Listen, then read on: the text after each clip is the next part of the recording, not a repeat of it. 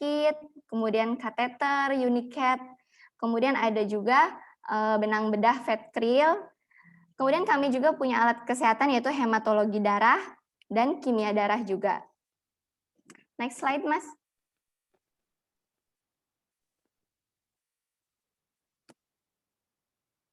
Halo, Mas Bima.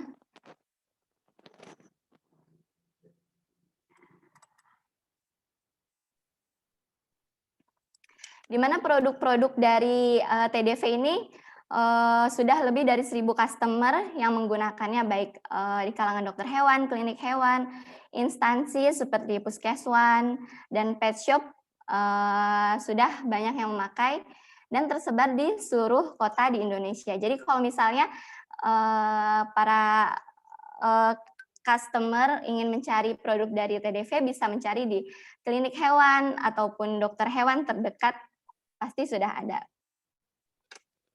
Next, Mas. Di sini kami memiliki beberapa sales di areanya. Yang pertama untuk area Jabodetabek, ke Jakarta, Bogor, Depok, dan Tangerang ada Mas Ainal Yakin. Mungkin semuanya dokter hewan di sini sudah pada kenal nih sama sales-sales kami. Kemudian di area Jakarta, Bekasi, dan Karawang ada Astri Nurhayati. Kemudian di area luar Pulau Jawa ada Riani, kemudian di luar Jawa Barat seperti Jogja, kemudian Jawa Tengah itu ada Aska Salsabila. Kemudian kami juga punya sales e-commerce yang memegang Tokopedia. Ini ada Rima. Kemudian ada sales alat kesehatan hewan juga, yaitu ada Mas Fajar. Jadi kalau misalnya dokter-dokter di sini belum terhubung nih sama sales-sales kita, mungkin nanti bisa menghubungi nama-nama tersebut dan menghubungi kontak dari Tridaya Faruna. Tridaya Faruna juga bisa di-follow di Instagramnya untuk lebih update infonya di @tunasdayavetama. Next, Mas. Untuk produk consumable yang dapat digunakan langsung oleh para dokter hewan, kita punya beberapa test kit. Di sini test kit kita bermerek ZR Bio, di mana akurasinya yaitu 99% dibandingkan dengan tes PCR. Dan test kit ini juga sudah dipakai oleh banyak dokter hewan di Indonesia. Jadi kalau misalnya dokter-dokter belum memakainya, mungkin bisa juga menghubungi PT Tridaya Faruna.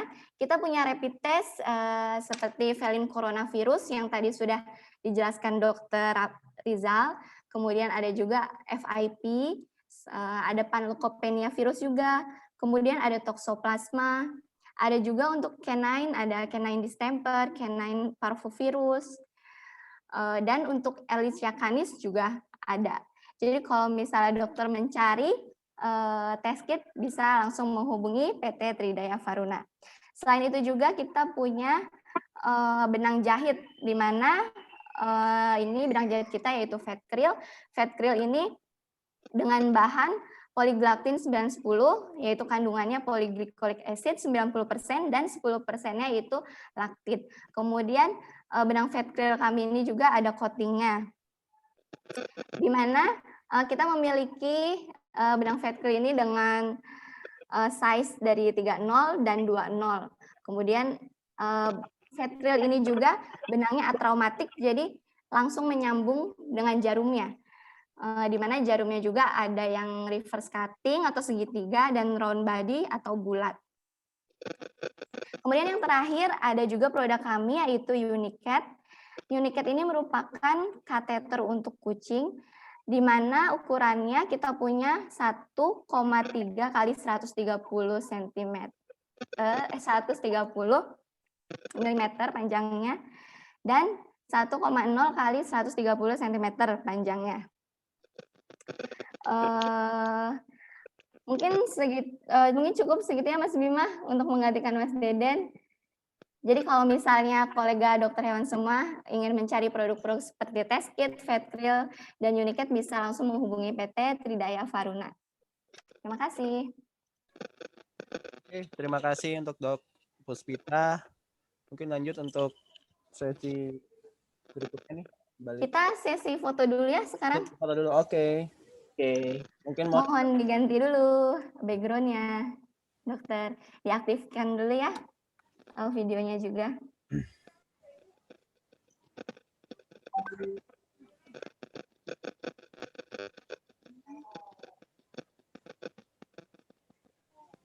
udah? Ini masih banyak yang belum aktif ya? Oh, sudah. Oke, ini yang slide pertama dulu ya.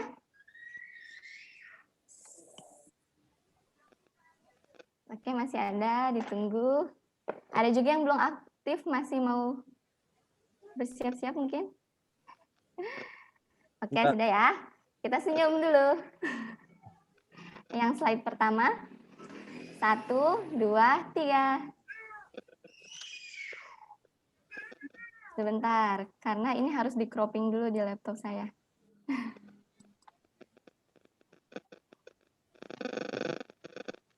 Oke, slide pertama dan yang kedua. Saya please jangan ganggu. Selanjutnya, Bentar. slide kedua. Wah, banyak yang belum diaktifin nih slide kedua videonya.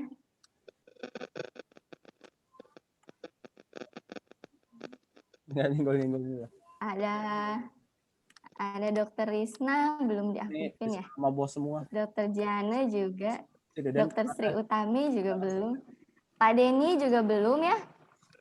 Pak Ian juga belum. Dokter Febri juga belum. Dokter Rahel juga belum. Ayo kalian tunggu. Oke, lanjut. Oke.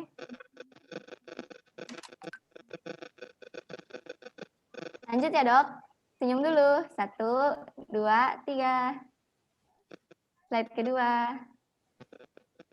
1, 2, 3.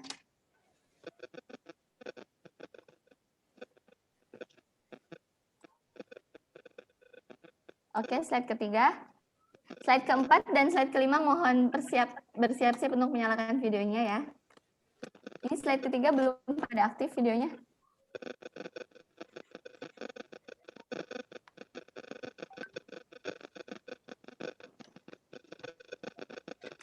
Satu, dua, tiga.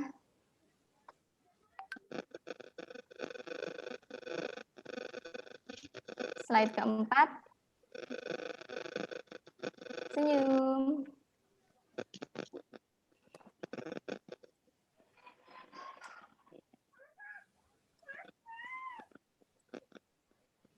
Slide terakhir ya, slide kelima.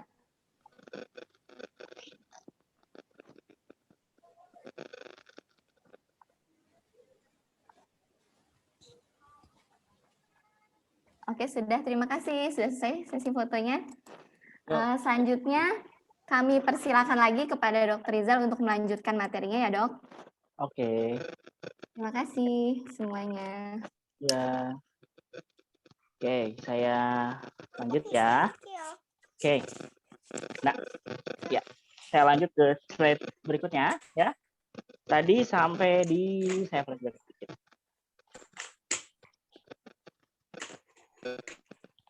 Tadi sampai diagram keakuratan ya, Dok? Oke. Sampai sini ya. Nah, sekarang ke sini. Ya. Oke. Berikutnya adalah alat penunjang diagnosa yang sering digunakan untuk deteksi penyakit virus. Jadi banyak sekali alat diagnosa yang biasanya digunakan untuk deteksi virus ini. Di antaranya ada yang pertama adalah rapid test, ya, rapid test antigen. Biasanya rapid test antigen itu yang dideteksi itu adalah antigennya, ya.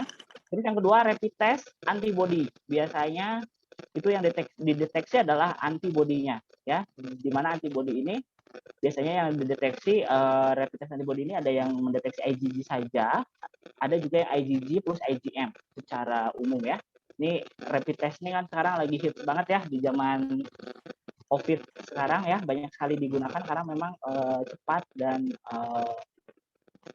akurat ya. Keakuratannya sangat tinggi seperti yang tadi sudah dijelaskan oleh Dr. Puspita ya. Terus yang ketiga adalah uji serologis ya, yaitu ELISA juga bisa digunakan. Terus yang terakhir adalah uji molekuler atau PCR. Biasanya kalau virus kita pakainya RT-PCR ya. Nah, cuma memang kelemahannya untuk PCR ini itu waktunya relatif lama dan biasanya perlu tenaga yang terampil. Jadi latihan PCR ini tidak bisa seminggu 2 minggu nih. Kebetulan saya dulu riset S2 saya itu tentang ngotak-atik kit PCR. Jadi saya bikin kit PCR dulu untuk penelitian S2 saya. Itu susahnya luar biasa. Jadi tidak bisa untuk PCR itu latihannya tuh seminggu tuh nggak bisa. Makanya dia perlu tenaga yang terampil gitu. Jadi kalau untuk diaplikasikan di klinik hewan sepertinya agak susah ya. Karena di klinik hewan itu kita perlu alat diagnosa yang cepat dan tepat. Salah satunya sih yang sangat mungkin ya untuk diterapkan dan bisa dengan mudah yaitu dengan adanya atau dengan diadakannya test kit ya. Seperti ini yang merek Zenrui ya, yang dijual di TDV ya, cukup test kitnya sangat akurat ya. Nah, oke, ini saya akan membahas ya itu tentang rapid test, tentang test kit. Kelebihannya itu adalah yang pertama itu mudah diaplikasikan. Jadi mudah, hampir mungkin semua dokter bisa mengaplikasikannya ya. Itu sangat mudah sekali. Berbeda ya dengan misalkan ELISA, dengan PCR gitu yang cukup sulit dalam aplikasinya ya. Kalau rapid test ini secara umum sangat mudah untuk aplikasinya ya. Yang kedua, hasil analisisnya bisa diperoleh secara cepat dan akurat ya. Itu biasanya 2-3 menit bahkan 5 menit itu sudah keluar hasilnya ya. Terus yang kedua, sensitivitas dan spesifisitasnya kebanyakan itu di atas 95% ya. Sensitivitasnya tinggi, biasanya tinggi di atas 95%. Terus yang terakhir adalah langsung mengarah kepada penyakit yang ingin kita diagnosa. Kalau kita pakai test kit FIV, misalkan kalau kita pakai test kit coronavirus, pada kuncinya langsung mengarah ke sana gitu. Jadi kita nggak kemana-mana lagi gitu. Jadi sudah straight to the point ke penyakitnya. Kan kalau bisa diagnosa itu seakurat mungkin, tapi kalau bisa sesedikit mungkin. Gitu. Supaya kan kalau misalkan diagnosanya kita misalkan untuk memperoleh diagnosa pas itu perlu ngecek ini sampai 10 cek atau 15 cek misalkan kan waktunya juga lama, tidak akurat juga ya. Jadi kalau bisa diagnosa itu seakurat mungkin dan kalau bisa sesedikit mungkin ya. Nah, dan yang paling mungkin itu adalah yang biasanya cepat dan akurat itu adalah rapid test ya, dengan rapid test. Oke, sehingga kalau saya gambarkan ulang diagram yang tadi ya. Nah, apabila kita dari gejala klinis itu langsung mendiagnosa, seperti saya jelaskan tadi, bahwa kita itu tidak bisa judgement bahwa itu kena penyakit A, misalkan. Itu kita nyebutnya suspek atau dugaan. Nah, apabila kita pakai alat penunjang diagnosa nih, oh ini ada gejala klinis yang tadi saya sebutkan, misalnya di slide awal nih, oh ini ada yang gejala khas nih, kayaknya ini ngarah ke panleukopenia nih. Misalnya, kita pakai rapid test, positif panleukopenia, baru kita bisa judgement, Bu, kucing ibu menderita penyakit panleukopenia. Ini hasil ceknya. Gitu. Jadi kan diagnosanya akurat ya. Sehingga, nah kalau ke sini, tadi yang saya jelaskan nih, apabila kita sudah mendiagnosa, kita akan melakukan terapi atau pengobatan. Apabila diagnosanya tepat, gitu, maka peluang kesembuhan pasien itu akan semakin besar. Karena terapinya pun kemungkinan akan tepat ya, seperti itu. Kalau nah, dan salah satunya ini adalah rapid test ya. Jadi dengan adanya rapid test ini, dengan kita mendiagnostik cepat ya terhadap agen penyakit tertentu, terutama agen penyakit infeksius, meskipun mortalitasnya penyakit infeksius ini cukup tinggi, tapi setidaknya apabila kita sudah tepat mendiagnosanya, terapi yang kita berikan bisa maksimal untuk kesembuhan pasien ya. Dan kita juga nanti dapat, kalau kita sudah pasti nih ini diagnosanya, kita juga bisa mengarahkan klien nanti misalkan untuk pencegahan kucing di rumah tuh seperti apa, itu kita udah bisa pasti menjelaskan itu. Jadi nggak ngawang-ngawang dan nggak menduga-duga lagi ya. Nah, diagnosa yang tepat akan mendukung ketepatan terapi pengobatan sehingga peluang untuk kesembuhan pasien dapat ditingkatkan ya.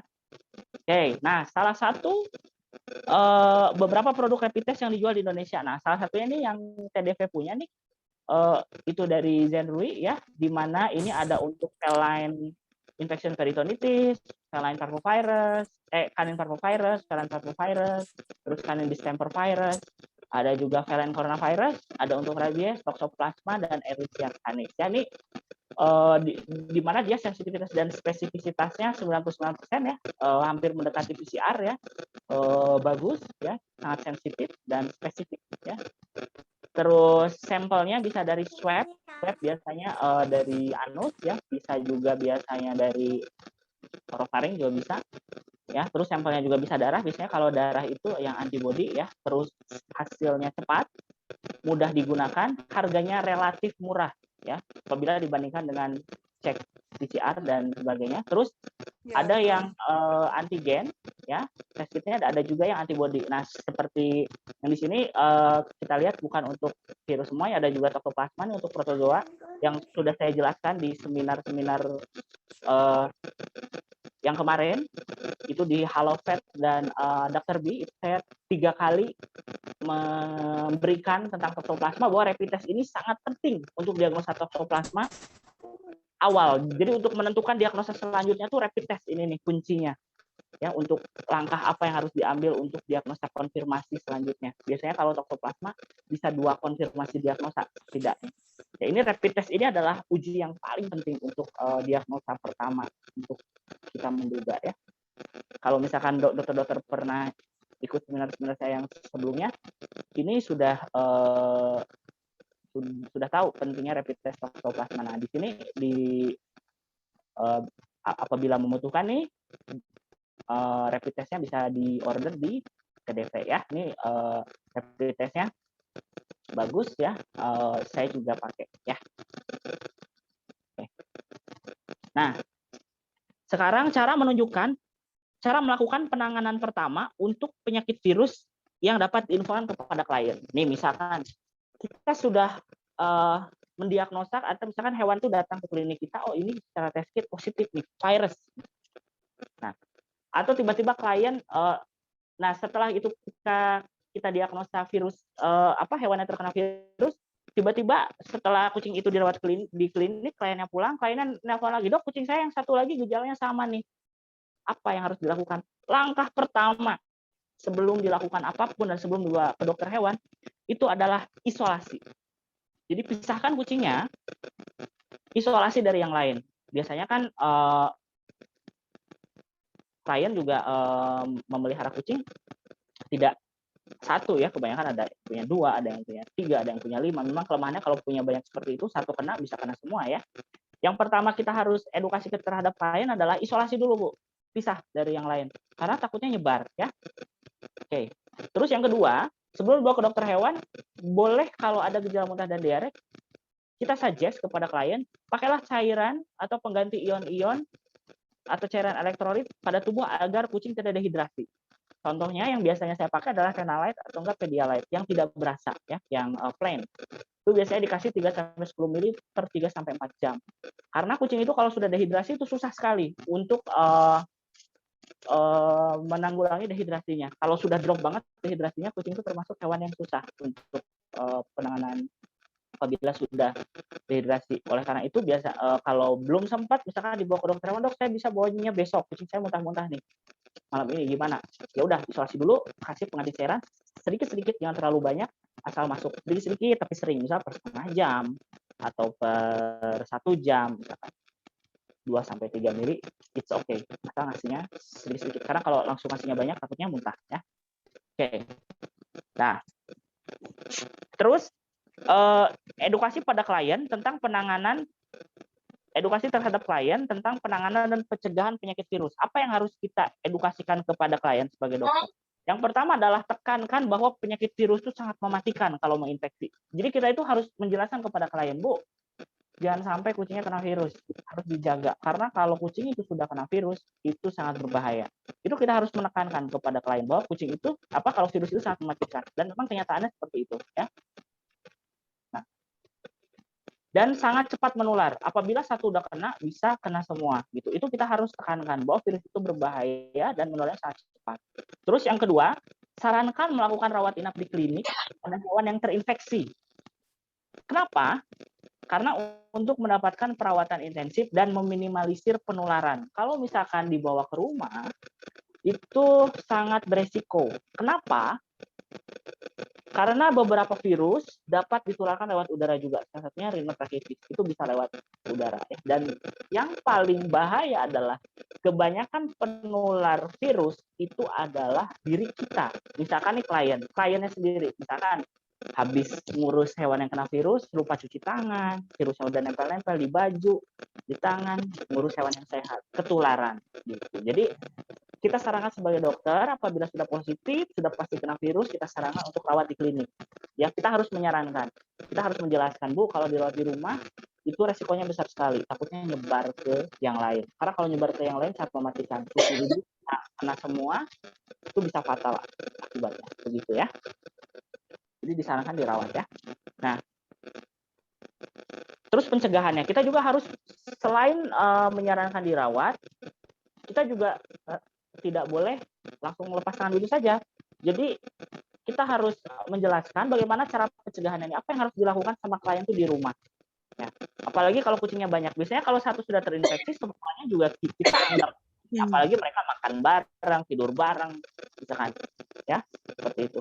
Nah, untuk langkah pencegahan yang bisa kita sarankan adalah bersihkan kandang, tempat makan, atau barang-barang yang pernah kontak dengan hewan terinfeksi itu dengan desinfektan. Biasanya kalau virus yang bagus desinfektannya memang biasanya yang dipakai di klinik itu TH4 ya atau klorin ya, biasanya juga dipakai ya. Oke. Terus yang kedua, berikan vitamin yang bersifat imunobooster atau imunomodulator selama 10 hari pada hewan yang terdapat di lingkungan tersebut. Misal kalian itu punya 10 kucing nih, satu kucing terdiagnosa virus. Sisa 9 lagi diapain, Dok? Oke. Yang barang-barang yang udah kontak sama kucing yang kemarin positif, seperti yang saya jelaskan di poin pertama, desinfeksi semuanya, dan sisa hewannya itu dikasih imunobooster. Nah, terus yang ketiga adalah vaksin boleh dilakukan kalau saya biasanya 14 hari setelah masa penyebaran virus lewat. Lah dok, kenapa nggak boleh divaksinasi? Ini itu sering banget. Klien itu kalau satu kucingnya udah kena virus, datang ke klinik. Takut, dok, saya takut kucing saya yang lain kena virus. Vaksin. Itu hati-hati kalau mau vaksin. Karena kenapa? Karena apabila sudah satu kena, kemungkinan semuanya udah kena. Kalau langsung divaksin, kita masukin antigen, itu malah ngedrop. Kebanyakan virusnya tuh yang tadinya masih nempel, masih bisa dilawan oleh antibodi, itu malah masuk. Karena antibodi virus itu secara umum di kucing itu terbentuk setelah 1 minggu. Makanya misalnya kan kalau vaksin itu 1 minggu nggak boleh mandi, 1 minggu nggak boleh keluar rumah, 1 minggu nggak boleh ketemu sama kucing yang lain. Kenapa? Karena antibodinya turun dulu, tidak langsung naik. Bahayanya kalau kita langsung vaksin, mereka kucingnya sudah kena sama virusnya, malah vaksinnya bisa ngebunuh kucingnya itu. Makanya saya biasanya tunggu dulu 14 hari, misalkan ada 3 kucing, yang 2 kucing itu pokoknya kasih imunobooster dulu, tahan, lihat 14 hari sehat, tidak ada masalah, oke, baru boleh vaksin. Ya, mungkin beberapa dokter di sini ada memiliki metode yang berbeda, mungkin ada yang 1 minggu, ada yang 10 hari, itu oke. Tapi saya biasanya pakai yang 14 hari, ya, supaya lebih aman, gitu. Karena biasanya saya banyak menemukan biasanya ya kalau misalkan ada yang satu kena virus, biasanya yang kucing yang lain kemungkinan besar sudah tertular gitu. Apalagi kalau makannya bareng, tidurnya bareng antara kucing itu, wah itu udah pasti kena. Jadi hati-hati ya untuk vaksin. Karena kebanyakan klien tuh panik, pasti datang ke klinik, dok vaksin kucing saya nih yang sisanya. Itu kita harus menjelaskan, Bu, tidak bisa harus nunggu ini dulu, langkah yang bisa Ibu lakukan yang tadi poin 1 sama 2 ya. Desinfeksi, pakai imunobooster dulu ya. Oke, terima kasih ya. Mungkin presentasi dari saya cukup sekian. Saya coba membawakannya dengan ringkas dan bahasa yang mudah dimengerti. Mudah-mudahan dokter semua bisa memahami ya. Mohon maaf apabila terdapat salah-salah kata atau juga ada metode yang berbeda ya, karena kita semua ini praktisi pasti punya metode masing-masing. Di sini saya hanya men-share metode yang saya lakukan ya, biasanya di klinik hewan berdasarkan pengalaman praktek tentang rapid test ini dan tentang penanganan terhadap virus ya. Demikian demikian saya tutup presentasi saya. Kurang lebihnya mohon maaf. Ya, wassalamualaikum warahmatullahi wabarakatuh. Saya kembalikan kepada moderator ya, pada Dr. Puspita. Waalaikumsalam warahmatullahi wabarakatuh. Terima kasih kepada Dr. Rizal sudah menyampaikannya kepada kita semua di sini. Jadi kita nambah ilmu banyak nih malam hari ini sebelum tidur ya. Yes. Mungkin sebelumnya saya akan membacakan resum dari presentasi Dr. Rizal ya, bahwa virus ini merupakan agen infeksius yang sangat penting ya dok, karena jika penanganan tidak cepat dan tepat maka akan menyebabkan kejadian yang sangat fatal, bisa juga malah menyebabkan kematian ya dok. Kemudian untuk menunjang, karena penyakit virus ini merupakan penyakit yang gejala klinisnya patognomonis, jadi kita memerlukan berbagai alat penunjang diagnosa, di mana salah satunya kita bisa menggunakan test kit, kemudian bisa juga menggunakan uji hematologi darah dan kimia darah. Selain itu juga kita bisa menggunakan uji ELISA dan PCR ya dok, dengan berbagai kelebihan dan kekurangan dari masing-masing test kit tersebut. Nah, di mana untuk para dokter hewan juga jangan lupa memberikan edukasi kepada kliennya untuk pencegahan penyakit virus ataupun untuk mendukung kesembuhan dari apabila anjing atau kucingnya mengalami infeksi virus. Jadi perlu sekali edukasi dari dokter hewan kepada semua kliennya. Baik, terima kasih. Dr. Rizal, materinya sangat luar biasa sekali. Selanjutnya, saat ini untuk sesi tanya jawab dimohon para peserta mengajukan dulu di kolom chat nama underscore kota asalnya ya. Baru nanti saya pilih 4 penanya yang terpilih. Nanti akan saya ajukan untuk membacakan pertanyaannya. Sebelum masuk ke sesi tanya jawab, saat ini kami ada juga nih presentasi dari Dr. Hewan Zulfitra mengenai super aplikasi Satwagia dari tim digital Satwagia. Mungkin untuk Dr. Hewan Zulfitra bisa bisa saya persilahkan untuk melanjutkan presentasinya.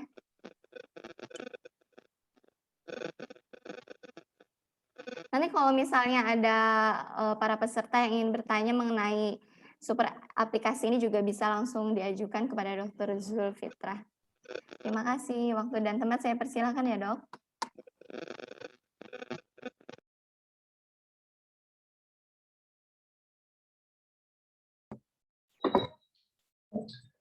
Assalamualaikum warahmatullahi wabarakatuh. Selamat malam semuanya. Izin buat presentasi buat para senior. Mohon izin terus buat teman-teman semua. Di sini saya Dr. Zulfitra, bisa dipanggil Dr. Ijul. Saya tidak praktek seperti Dr. Rizal, cuma saya tertariknya emang di bidang yang berhubungan sama teknologi gitu. Makanya sekarang saya lebih dikenal dengan dokter aplikasi, bukan dokter hewan. Ya. Baik. Di sini emang kita bikin super app Satwagia ini emang latar belakangnya adalah baru buka klinik atau mungkin klinik dari kolega semua bingung mendatangkan pasien baru gitu kan, atau belum punya tim yang ideal gitu kan, timnya baru 1 atau 2 orang gitu. Terus atau pengen semua kegiatan klinik tercatat dengan aman dan bisa diakses kapan saja dan mana aja. Mungkin ini adalah kendala atau mungkin juga keinginan dari semua dokter. Semua dokter sih pasti pengen kliniknya atau emang yang lagi bekerja di klinik bisa suatu saat nanti mungkin ada pengen buka klinik sendiri.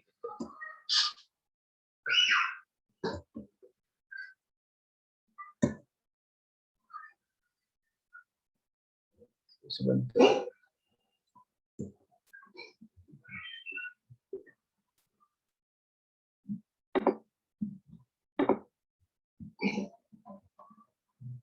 Oke. Tujuan akhirnya adalah sebenarnya itu kebanyakan dari kita sih kalau punya bisnis itu pengen jalan-jalan tapi bisnis tetap jalan gitu kan. Jadi udah ada sistemnya gitu. Baik itu sistemnya masih ada sentuhan digitalnya maupun ada yang sentuhan digitalnya. Terus kalau klinik hewan tuh biasanya masalahnya apa sih atau kendalanya apa? Apa sih biasanya? Pertama itu klien barunya tidak bertambah gitu. Atau klien yang datang itu aja gitu kan. Sebenarnya bagus sih kalau itu aja, berarti emang puas dengan layanan dokternya. Tapi kan yang namanya klinik butuh berkembang gitu kan, timnya terus bertambah, gitu. Otomatis biaya operasional terus bertambah. Mau tidak mau kita harus nyari klien baru lagi. Atau mungkin sulit mencari data pasien yang pernah datang, misalnya masih di rekam medis yang kertas gitu kan. Lama nyarinya atau memang disimpan di suatu map atau folder gitu. Dan lumayan butuh waktu buat nyarinya gitu. Atau bisa jadi hilang, basah, bakar misalnya segala macam. Terus tidak tahu omset klinik berapa karena emang mungkin sebagian dokter mungkin malas ngitung omsetnya gitu kan. Yang penting serasa kayak ini masih untung deh gitu kan. Serasa masih untung ya udah gitu kan. Tetap jalanin aja tuh kliniknya. Atau oh serasa ini rugi kan baru deh ngulik-ngulik nih kira-kira ruginya di mana. Terus kalau udah punya tim tidak tahu performa timnya itu di mana, seperti apa gitu kan. Omset per dokter itu berapa misalnya. Terus klinik rugi atau untung, terus tidak ada pengelolaan buat pasien rawat inap. Terus buat yang di pribadi dokter hewan itu biasanya yaitu tadi data pasien dan pet owner masih dicatat dengan kertas, rekam medis masih di kertas, reminder buat kontrol itu masih menggunakan WA atau telepon di klinik. Komunikasi masih menggunakan WA dan catatan nomor racikan masih di buku atau di kertas. Kira-kira ini yang dibutuhin dokter hewan ya, data pasien, data pet owner, terus medical record semua tercatat dengan baik. Karena ini yang jadi patokan bagi dokter hewan buat melakukan mungkin treatment berikutnya ataupun buat jaga-jaga kalau ada terjadi sesuatu. Buku vaksin, reminder kontrol, laporan kondisi hewan kepada pet owner, ini penting juga. Terus reminder vaksinasi, karena kalau misalnya vaksinasi kelewat kan sayang. Terus komunikasi dengan pet owner. Terus kalau yang udah punya sistem sendiri, udah punya manajemen klinik, biasanya pembelian barang atau obat-obatan atau kebutuhan klinik itu tidak tercatat dengan baik, tidak ada catatan stoknya gitu kan. Jadi barang itu tidak tahu mana perginya, apakah hilang atau dicuri, tidak ada pembukuan transaksi gitu. Jadi tidak tahu omset hariannya, bulanannya, tahunan, jadi tidak tahu seperti apa perkembangan bisnisnya. Terus tidak ada laporan penjualan juga, tidak tahu untung atau rugi tadi, dan tidak tahu kapan harus belanja lagi karena tidak ada catatan stoknya tadi itu. Nah, itulah permasalahan-permasalahan yang sering dihadapi oleh dokter hewan dan klinik hewan di Indonesia yang saya temui gitu. Dan setelah ngobrol dengan beberapa dokter hewan, akhirnya kita memutuskan buat membuat sesuatu yang bisa ngebantu dokter hewan buat ngatasi masalah-masalah ini. Nah, yang lebih terpenting lagi itu adalah service atau layanan kita itu kan sangat tergantung sekali dengan pet owner gitu. Semakin banyak pet owner yang bisa ke klinik kita, otomatis kemungkinan peluang buat omset itu semakin bagus itu akan semakin oke gitu. Cuma mereka tuh memiliki beberapa kendala buat datang ke klinik atau menemukan klinik dari kolega-kolega sekalian. Ya mungkin masalah itu adalah waktu gitu kan, tidak ada waktu buat datang ke klinik atau jaraknya terlalu jauh, harganya itu mungkin tidak tahu, informasi kliniknya itu apakah layanannya apa aja, terus jaraknya berapa kilo dari tempat dia gitu, terus bisa antar jemput atau tidak gitu. Nah seperti itu kadang-kadang yang membuat orang tidak ke klinik dari teman-teman sekalian gitu misalnya. Padahal bisa jadi dekat gitu kan. Terus kalau kekhawatirannya kalau udah di dokter hewan biasanya mahal gitu kan. Dokter hewan tidak sesuai ekspektasi. Terus ini yang terakhir takut ngantri atau tidak tahu kuota tiba-tiba udah penuh aja gitu kan. Jadi nggak bisa buat grooming ataupun buat check up gitu. Terus hewannya tidak sembuh atau mungkin yang terakhir kliniknya tutup. Sehingga dari kejadian-kejadian atau kendala-kendala yang dihadapi oleh para dokter hewan itu kita bisa tahu ternyata kebutuhan layanan yang dibutuhkan oleh pet owner itu adalah dokter hewan, grooming, vaksinasi, sterilisasi, pet food, suplemen, aksesoris, penitipan, house call, dan terakhir mungkin konsultasi online. Buat konsultasi online ini emang menurut kita sih lagi dibutuhin sekarang karena ini bisa menjadi solusi pertama buat memberikan penanganan pertama yang bisa dilakukan oleh pemilik hewan di rumah. Gitu. Tetap ujung-ujungnya harus dibawa ke klinik karena emang dibutuhkan pemeriksaan yang lebih lengkap. Nah, semua kebutuhan, kendala, kekhawatiran baik pet owner maupun dokter hewan dan manajemen klinik hewan itu bisa diatasi dengan super app Satwagia ini. Jadi di sini adalah super app itu kurang lebih adalah ekosistem buat semua stakeholder di dunia kesehatan hewan. Jadi kita menghubungkan pet owner ke dokter hewannya sampai ke manajemen dokter hewannya nanti atau manajemen kliniknya. Sehingga slogan kita adalah Your Total Pet Solution ini tadi. Solusi buat pemilik hewan, solusi juga buat dokter hewannya sendiri, solusi juga buat sistem atau manajemen yang ada di klinik hewan itu sendiri. Nah, jadi kita menjembatani lah antara pet owner sampai ke dokter hewan, sampai ke klinik. Oke, super app ini terdiri atas kita ada 2 jenis sebenarnya. Pertama itu disebut dengan Customer Relationship Management atau CRM. Mungkin yang sebagian mungkin udah pernah kerja di perusahaan itu mungkin udah tahu lah ini CRM ini. Terus yang kedua adalah Enterprise Resource Planning, ini ERP. CRM ini yang berhubungan sama hubungan antara customer ke klinik. Makanya kita bikin aplikasi buat si pet owner, terus aplikasi buat dokter hewan konsultasi online. Terus yang kedua, klinik manajemen sistem. Nah, pengelolaannya semua yang dipesan oleh pemilik hewan, layanan apapun, itu bakalan masuk ke sistem yang namanya klinik manajemen sistem atau CMS, sehingga bisa diproses, bisa dilakukan transaksi, sehingga bisa dijadikan sebagai omset. Nah, di sini juga terkumpul semua data-datanya itu, data pasien, data pemilik hewan, alamatnya semua itu bisa menjadi milik klinik masing-masing. Gitu. Terus ERP ini lebih ke arah akuntansinya sebenarnya. Ini adalah next levelnya dari CRM itu sebenarnya. Jadi kalau teman-teman pengen lebih bisnisnya lebih detail, lebih spesifik, nah ini bisa dipakai yang ini gitu. Jadi buat manajemen pembelian, beli barang, inventory stok gitu kan, penjualan. Terus kalau mau lebih detail lagi menghitung profit and loss gitu. Atau mau ngelihat jurnal hariannya gitu kan. Bisa pakai ini gitu. Nah, ini semua terhubung antara aplikasi yang dipakai pet owner, terus CRM-nya, terus ERP-nya itu semua terhubung gitu. Jadi semua adalah satu paket, cuma bisa dipakai secara terpisah gitu, sesuai kebutuhan nanti dari kolega semua. Terus gimana sih cara kita bisa si aplikasi Satwagia ini bisa mendatangkan pasien baru gitu kan? Pertama kita beriklan di Google.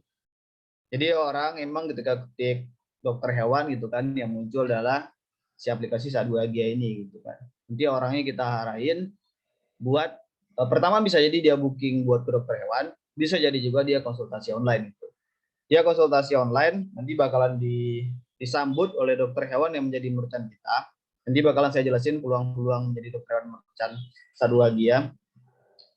Habis itu nanti kalau memang lokasi itu dekat dengan klinik teman-teman yang menjadi merchant kita, itu bakalan diarahin ke klinik teman-teman gitu. Jadi kita masuk pertama itu di Google, yang kedua masuk di medsos seperti FB ataupun IG gitu. Terus yang kedua, kita bekerjasama dengan komunitas. Salah satunya adalah Indonesia Cat Association. Tentunya komunitas ini nanti kalau misalnya berobat atau melakukan check up, nanti kita berikan promo ke mereka, mungkin diskon atau cashback kalau mereka itu nanti melakukan layanan di klinik yang menjadi merchant aplikasi ini. Terus yang kedua, selain mendatangkan pasien baru, kita juga menjaga pasien yang sudah datang.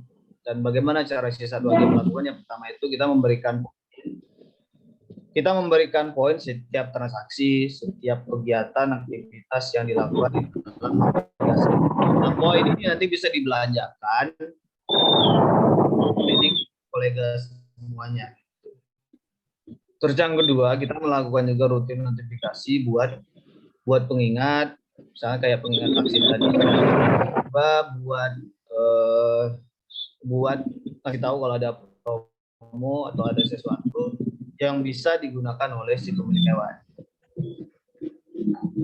Sehingga akhirnya aplikasi seperti ini akhirnya ada solusi buat si pet owner dari masalah-masalah yang di awal tadi itu. Jadi dia bisa booking mana saja karena memang kan dia itu tipenya Android ataupun iPhone, terus bisa antar jemput juga. Ini bisa custom nanti kalau klinik teman-teman itu tidak ada antar jemput juga bisa diaktifin.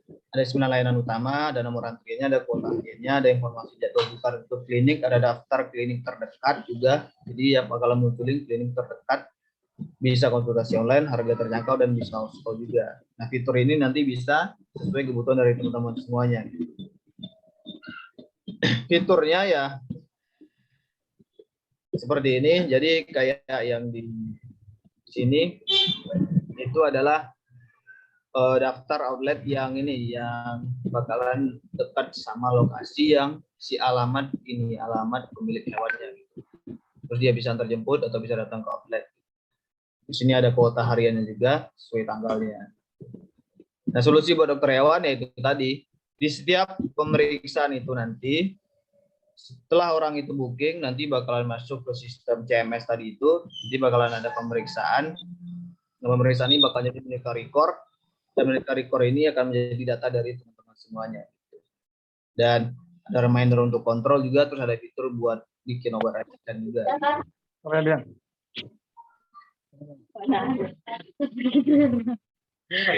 Yang CMS, yang basic ini, terus ada yang ERP tadi, kita nyebutnya advance, dan kebutuhannya sesuai yang teman-teman itu basic sih udah cukup menurut kita, karena ini lumayan simpel. Kalau mau lebih bapak itu telur kakak, aku kenal gak ada orang bikin. Mana botak?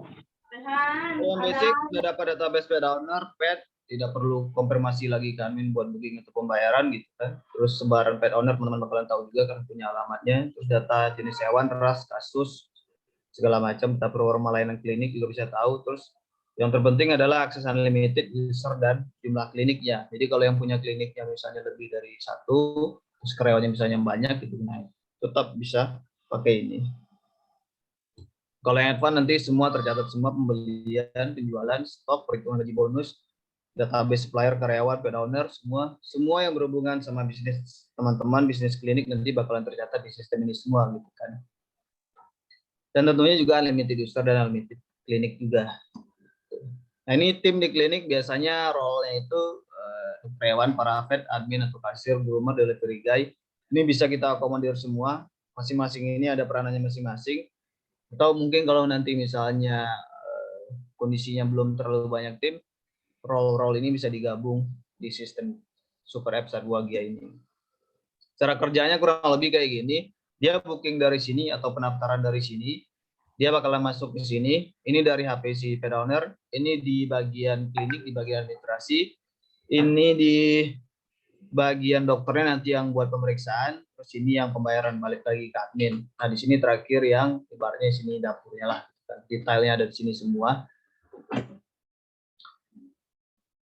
Ini cara pendaftarannya, nanti teman-teman mungkin kalau mau coba silakan cari di Play Store atau di App Store, nama aplikasi adalah Satwagia. Kurang lebih tampilannya seperti ini. Untuk yang menu dokter hewan itu tidak dimunculkan harga terlebih dahulu karena kan perlu dilakukan pemeriksaan dulu di klinik. Sampai terakhir dia bisa booking, nanti setelah dilakukan pemeriksaan di klinik nanti bakal muncul invoice-nya, nah itu yang dibayar oleh si pemilik klinik. Registrasi kurang lebih tampilannya seperti ini. Terus ini nanti kalau teman-teman mau lebih detail bisa komunikasi dengan saya. Nah, ini yang buat fitur di CMS-nya.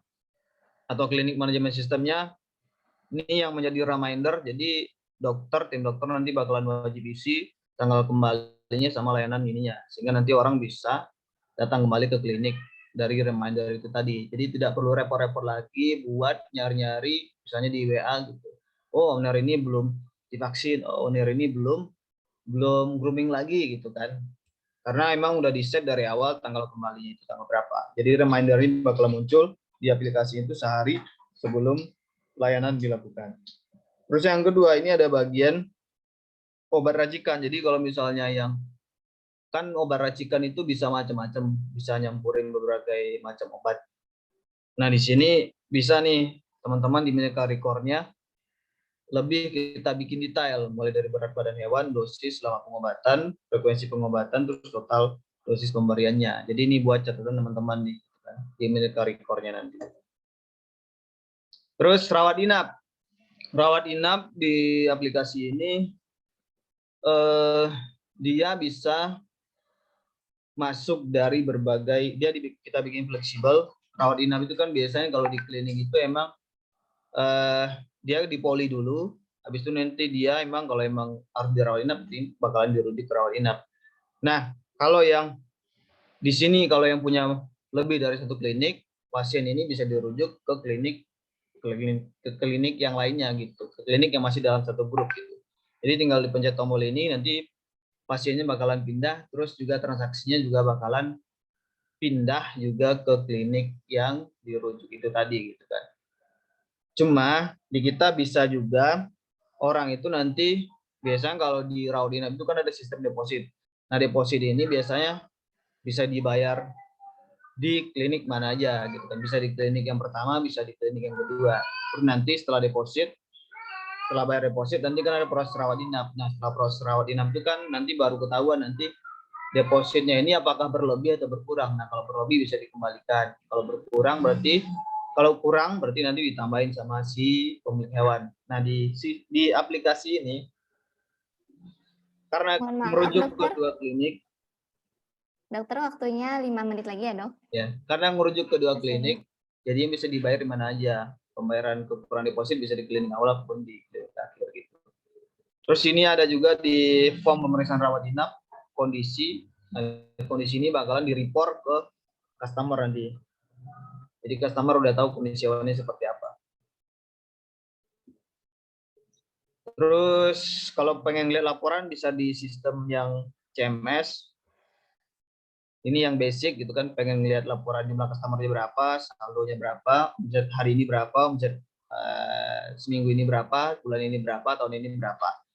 Terus kalau pengen lebih detail lagi, omset yang dihasilkan dokter A berapa, dokter B berapa, terus dari layanan apa aja, terus transaksinya ada berapa aja gitu. Ini yang lebih detailnya, bisa lihat finansialnya, purchasing, sales, dan lain-lain. Oke, dengan fasilitas sebanyak itu, berapa biaya buat menjadi merchant Satwagia Super App? Apakah 100 juta, 50 juta, 1 juta, ataupun 100.000 gitu kan? Atau mungkin apakah sebelumnya dokter sudah pernah mencoba aplikasi serupa dengan dia berlangganan tiap bulan? Nah, model kerjasama kita itu buat kita tawarin ke dokter semua di sini. Pertama itu jadi merchant konsultasi online. Di sini teman-teman punya peluang buat dapetin 10.000 tiap konsultasinya. Kalau emang tertarik bisa bergabung di sini. Atau yang kedua, jadi merchant kliniknya. Teman-teman bisa pilih mau sistem yang CRM ataupun ERP-nya, atau mau dua-dua juga bisa. Terus ini tidak ada biaya pendaftaran buat kalau pengen gabung jadi merchant Satwagia. Tidak ada biaya pendaftaran, tidak ada biaya trading, tidak ada biaya maintenance, tidak ada biaya presentasi bagi hasil. Jadi cukup investasi 500.000 per bulan. Khusus buat bulan Mei sampai bulan Juni kita gratisin. Hanya ada biaya administrasi 5.000 yang dibayarkan oleh customer. Jadi klinik sama sekali tidak mengeluarkan uang sama sekali buat mendapatkan fasilitas seperti ini. Ini kelebihannya. User aksesnya unlimited, kliniknya juga unlimited, berapapun yang teman-teman punya, dan kita nggak ada biaya langganan bulanan untuk bulan Mei sama Juni.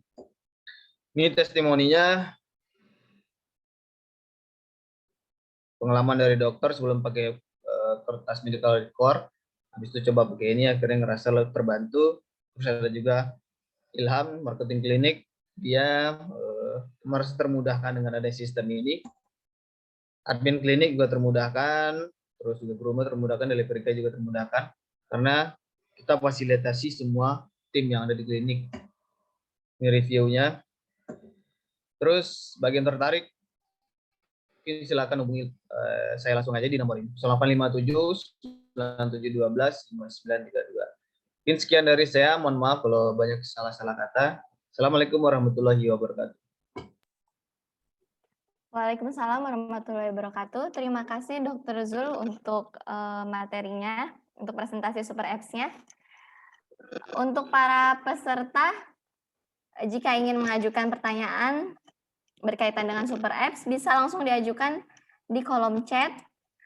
Seperti biasa formatnya Super Apps _nama. Silahkan.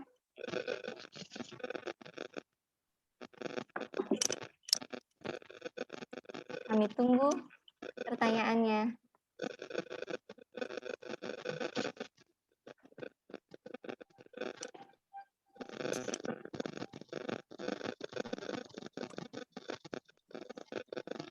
Super Apps ini banget ya dok, sangat menarik buat di klinik. Jadi mempermudah baik owner maupun para stakeholder di klinik tersebut.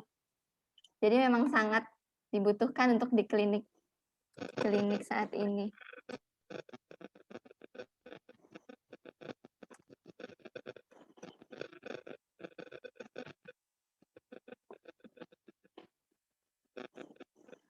Oke, kalau belum ada pertanyaan, langsung aja ya. Saat ini kami akan memberikan door prize untuk para peserta. Kita sebenarnya punya banyak nih door prize-nya, tapi kita bagi ke 2 sesi ya. Yang pertama ini untuk 2 orang pemenang. Biar nggak pada ngantuk, kita bagi-bagi door prize dulu Mas Bima.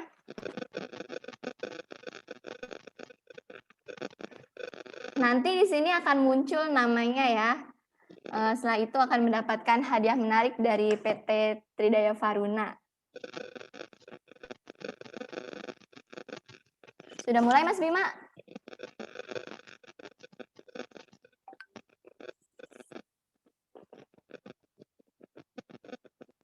Yuk mulai Mas Bima. Oh, pemenang pertama ada Dr. Hewan Putri Gusvan. Wah, selamat Dr. Putri.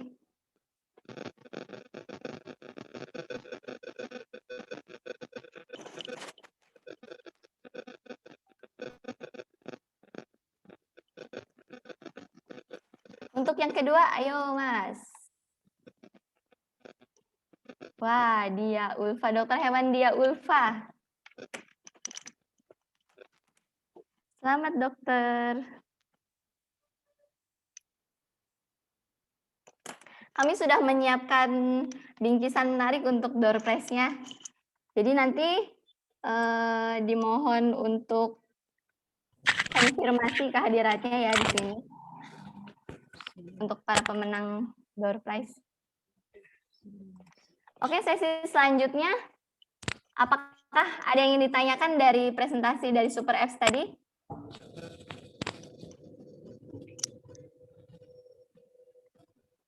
Baik, karena belum ada pertanyaan, nanti apabila dokter-dokter semua yang ada di sini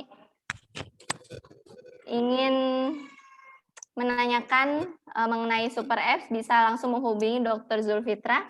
Tadi sudah ada ya kontaknya yang bisa dihubungi. Kontak PT Tridaya Faruna. Nanti langsung kita hubungkan dengan Dr. Zulfitra. Baik, acara selanjutnya kami lanjutkan kepada sesi promo yang kedua, yaitu akan disampaikan oleh Mas Bima. Silakan Mas Bima. Waktunya kami persilahkan. Oke, terima kasih Dr. Kita atas kesempatannya. Pada sesi yang kali ini, singkat aja mau menginformasikan dan mempromosikan juga nih produk-produk apa saja sih yang ada di PT Tridaya Faruna dan juga PT Tunas Daya Pertama. Ya, ini adalah gambaran umum untuk produk-produk yang ada di PT Tridaya Faruna. Ini adalah produk obat anti parasit. Mohon maaf untuk seluruh peserta dimohon untuk mute dulu suaranya agar tidak mengganggu jalannya webinar saat ini. Terima kasih.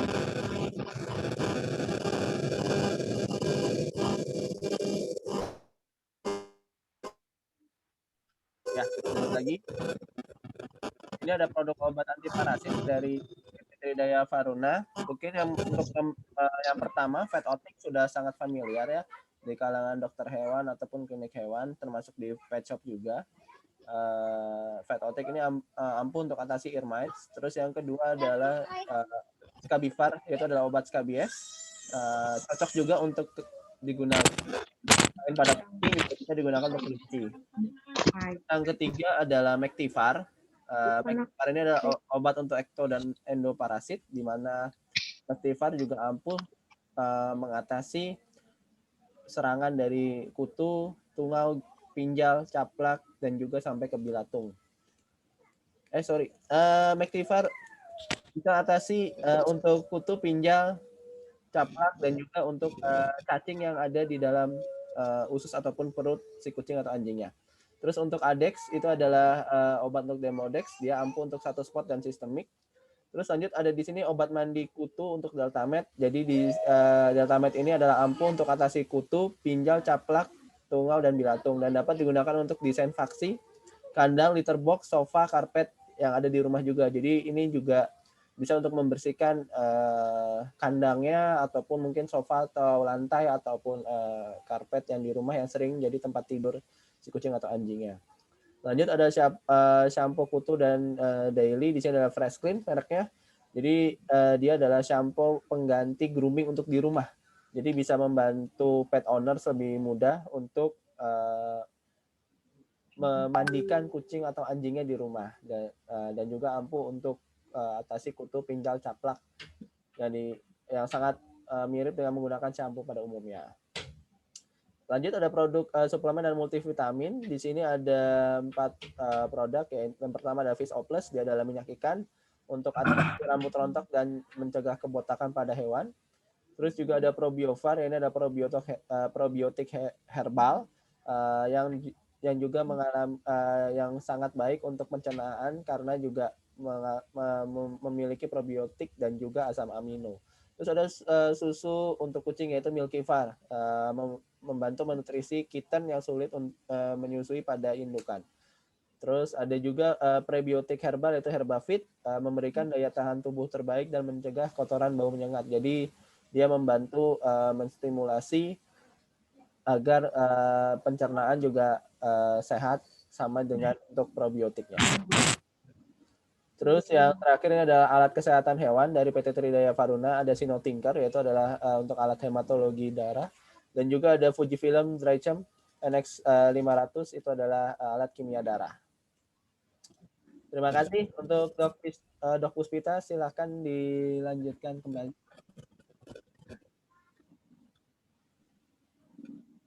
Baik, terima kasih Mas Bima atas waktunya. Langsung saja nih sesi yang kita tunggu-tunggu. Masuk ke sesi tanya jawab. Kita buka sesi tanya jawab yaitu dengan mengirimkan format di kolom chat dari Zoom yaitu nama _ kota asal. Silakan. Kami tunggu. Nanti kami akan pilih 4 penanya ya. Silakan dokter yang ingin ditanyakan. Harap mengajukan pertanyaan di kolom chat.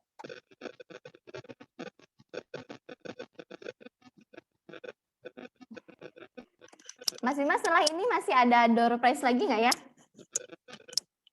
Sambil kita nunggu nih yang mau nanya. Berarti Dok Puspita, total ada 10 door prize, berarti akan ada 8 pemenang door prize lagi nih untuk door prize berikutnya. Hadiahnya apa nih Mas kira-kira door prize-nya? Hadiahnya adalah paket produk dari TDV ya. Nanti akan diinfokan di grup WA pastinya. Jadi jangan lupa yang join TDV Academy malam ini via Zoom, juga sudah ada grup WhatsApp-nya, jadi nanti bisa diinformasikan untuk detail alamat pengiriman untuk pemenang door prize-nya. Begitu. Terima kasih, Dok Puspita. Oke. Silakan.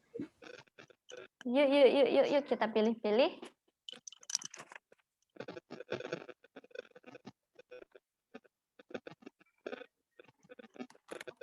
Mungkin langsung aja ya penanya pertama nih, Mas. Nanti bisa langsung dijawab oleh Dok Rizal ya. Dok Rizal ya. Iya, siap. Yang paling pertama, ding, ding, ding, ding. Untuk Dokter Hewan Tia dari RA Animal House Indramayu. Mungkin bisa diajukan pertanyaannya. Jangan lupa speakernya di-unmute dulu. Oke, terima kasih Dokter Puspita. Selamat malam semuanya. Selamat malam. Dokter Rizal, saya ingin menanyakan, di sini kan saya praktek di kota kecil gitu ya, Dok. Jadi di sini itu untuk membuat masyarakat di sini yang mempunyai hewan untuk aware dengan kesehatannya aja itu udah lumayan PR gitu, Dok. Nah, bagaimana ada saran nggak, Dok ya? Bagaimana caranya saya sebagai dokter yang praktek di kota ini gitu ya, Dok, yang masyarakatnya masih emang belum terlalu paham terhadap pentingnya membawa pet mereka ke dokter hewan gitu. Ya, apalagi kalau harus mengeluarkan uang lebih gitu ya untuk membeli suatu alat penunjang seperti test kit yang mungkin memang di sini harganya cukup lumayan gitu ya, Dok. Dan kita juga tahu sebagai dokter hewan memang nggak semua penyakit menunjukkan suatu gejala yang memang patognomonis yang bisa menciri dan membantu kita untuk memberikan pengobatan yang tepat. Mungkin itu sih, mohon bantuan masukan dan sarannya saya sebagai dokter hewan yang praktek baru gitu, Dok. Terima kasih, Dokter Rizal. Oke, terima kasih Dokter Dwi Mutiara Sari ya. Oke, salam kenal, saya dengan Dokter Rizal ya, Dok. Oke, kalau boleh bertanya di sana, mayoritasnya maksudnya hewannya dipelihara di rumah ataukah diumbar gitu atau seperti apa ya, Dok ya? Saya konfirmasi dulu ya. Di sini sih mayoritas dipelihara di rumah sih, Dok. Di rumah ya. Oke. Betul. Tapi banyak yang diumbar juga, cuman mayoritas memang di rumah. Oke. Nah, apabila kita mayoritas masyarakatnya memang di rumah, sebenarnya memang untuk itu juga merupakan sebenarnya kendala dari diri saya sendiri ya. Kebetulan saya juga memang prakteknya agak di pinggiran kota ya, tidak di kota besar. Nih saya di daerah dekat-dekat Cibinong di Tajur Halang Bogor. Kemungkinan di sini juga memang daerahnya cukup bukan kota besar ya. Nah memang biasanya kita itu agak kesulitan, memang betul untuk menyarankan klien itu untuk melakukan uji penunjang diagnosa karena memang test kit ini walaupun saya menyebutnya relatif murah ya, tapi memang untuk beberapa klien bisa jadi itu mahal, terutama di daerah-daerah pinggiran ya. Ya memang PR kita sebagai dokter hewan itu sebenarnya di sana. Jadi kita itu bisa sebetulnya memberikan edukasi kepada mereka. Mohon maaf dokter, sebelumnya mohon di-mute untuk para peserta agar tetap terdengar suara dari Dokter Riza. Terima kasih. Maaf ya Dok, lanjut Dok.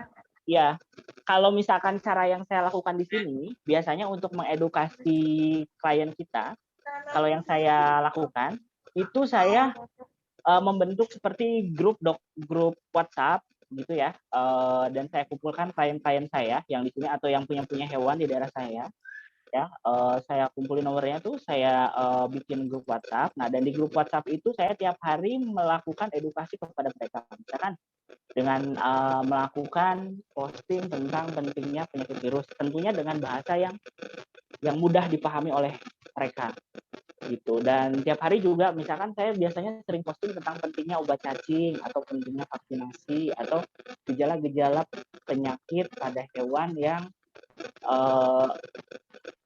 mencirikan bahwa bukan gejala penyakit ya, gejala klinis yang ditunjukkan oleh hewan.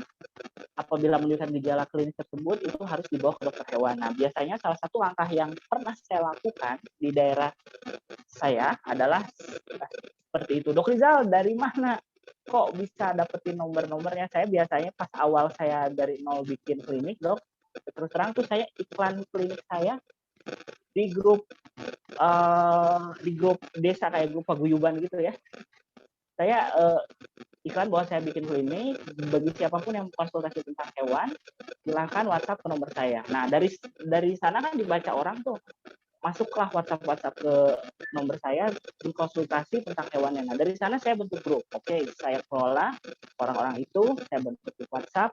Dari sana saya mulai melakukan edukasi terhadap mereka. Memang itu tidak mudah, tapi sedikit demi sedikit mereka lama-lama jadi mengerti. Nah, sekarang memang terkait harga, ya. Memang harga itu, dok, relatif ya, meskipun kita sebagai dokter itu harus ada range minimal untuk harga, tapi terkadang memang kita tidak bisa memaksakan keuangan klien ya. Begitu. Jadi itulah PR sebenarnya bagi kita dokter praktisi yang istilahnya kliennya tidak bisa di-charge mahal. Ya, mungkin untuk daerah Jakarta dan sekitarnya di-charge kali datang ke dokter hewan 500.000 sampai 600.000 itu udah biasa gitu. Tapi kayak di daerah saya nih, di daerah Cibinong pinggiran, di Tajur Halang, itu ngecas 200.000 aja susahnya minta ampun. Agak sulit. Nah, itulah PR kita sebagai dokter. Gimana caranya kita itu mendiagnosa dengan petunjuk sedikit mungkin, tapi setepat mungkin. Memang itu PR kita. Tapi sebagai dokter hewan sih, dengan sebenarnya dokter hewan itu memang kita experience ya, kita pengalaman. Dengan kita semakin banyak menghadapi kasus hewan, sebetulnya kita itu sudah bisa mengenali penyakit hewan tersebut ya, meskipun lebih baik dengan menggunakan penunjang diagnosa. Tapi bukan berarti itu wajib ya.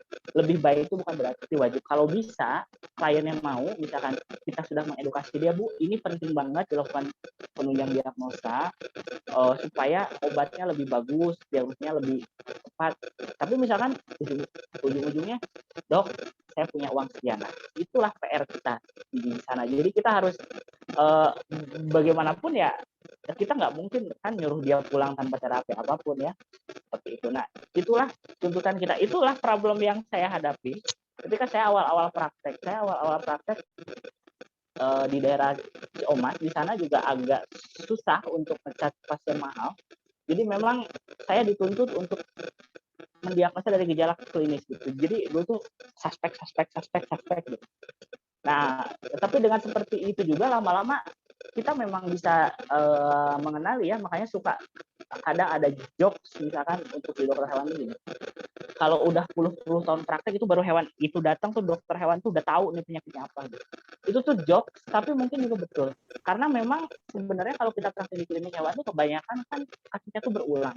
Dan lama-lama kita akan hafal gitu. Jadi kalau memang tidak bisa dipaksakan ya, untuk melakukan penunjang diagnosa ya memang tidak bisa dipaksakan. Jalannya apa, dok? Seperti yang tadi saya bilang, lihatlah gejala yang patut memenuhi. Contoh misalkan untuk panleukopenia, yang saya bilang nafsu makannya hilang, gejala yang mendadak, ada diare berdarah, kadang ada diare, kadang ada tidak. Kalau ada diarenya baunya khas ya berarti seperti itu.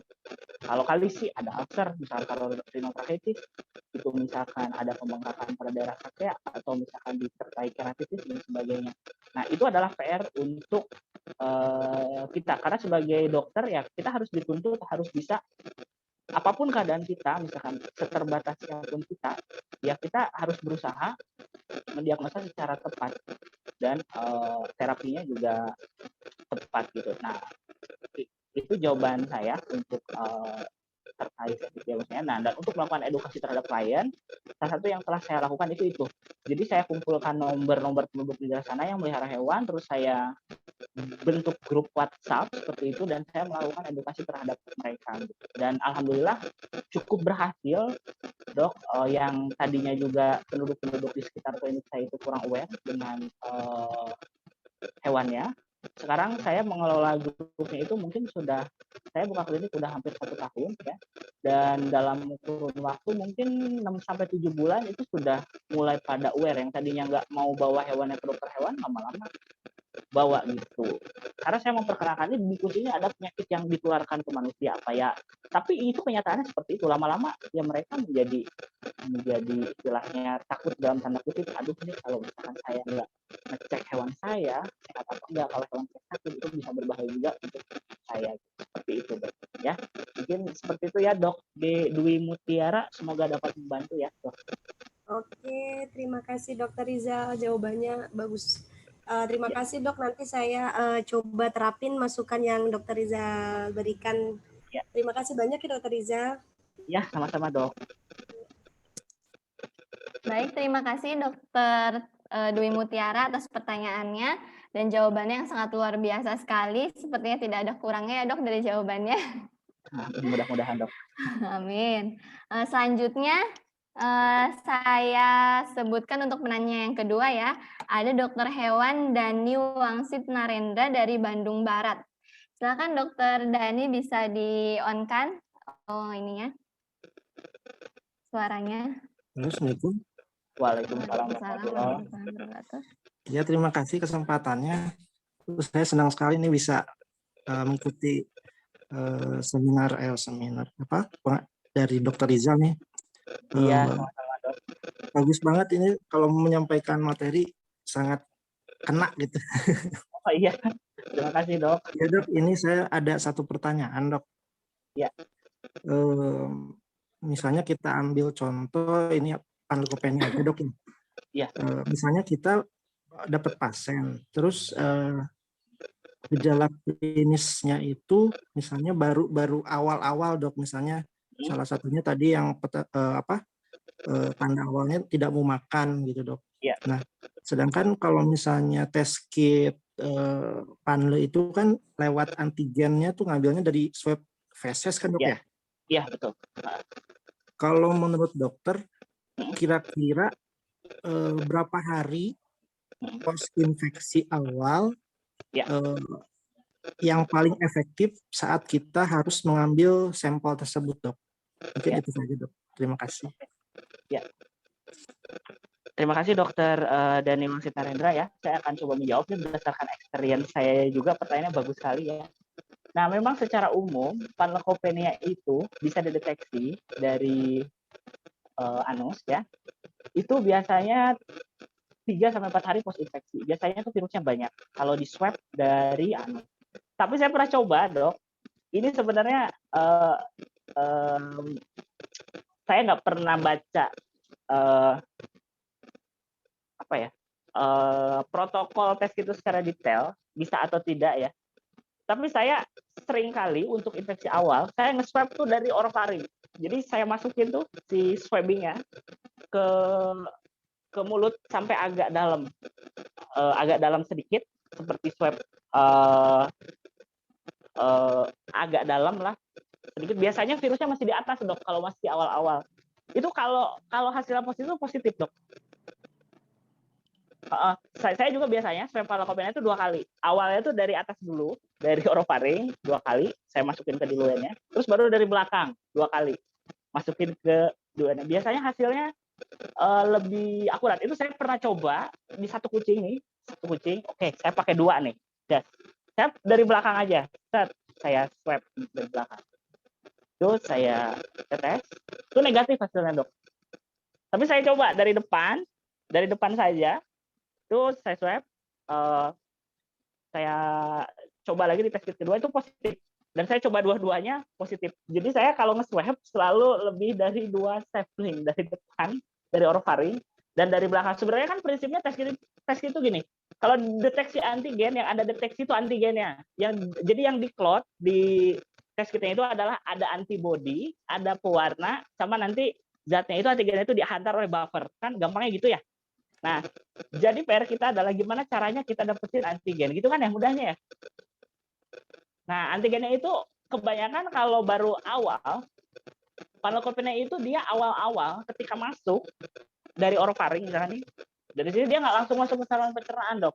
Dia itu kalau dibaca di beberapa jurnal, dia itu memperbanyak diri di saluran pernafasan. terutama saluran pernafasan atas. Nah, makanya kalau kita biasanya, saya dulu pernah dapat pengalaman ketika saya PPDH itu saya nekropsi kan ya. Nah, kucing yang mengalami panleukopenia itu dia paru-parunya bermasalah. Biasanya mengalami ada juga beberapa yang mengalami edema pulmonum juga. Nah, jadi dia awal-awal virusnya itu di atas. Makanya biasanya gini. Nanti coba deh. Kalau dokter dapat pasien nih baru datang, suhunya tinggi 40 derajat, cek kelenjarnya di sini. Itu bengkak, Dok. 80% bengkak kelenjar di lehernya. Nah, itu tuh adalah suatu pertanda bahwa ada reaksi immunity di sini. Jadi pasti ada agen infeksi di sini. Nah, saya biasanya nge-swab dari atas untuk awal-awal. Kalau ya kucing yang dominan muntah, saya swab dari atas, biasanya hasilnya lebih akurat gitu. Atau terkadang juga saya suka 2 kali dari atas dulu, baru 2 kali celup gitu, swab lagi, terus dari belakang gitu. Kalau dari belakang dulu ke depan, aduh kasihan kan kucingnya makan itu ya, jangan sampai. Jadi dari atas dulu gitu ya. Semoga membantu ya jawabannya dokter ya.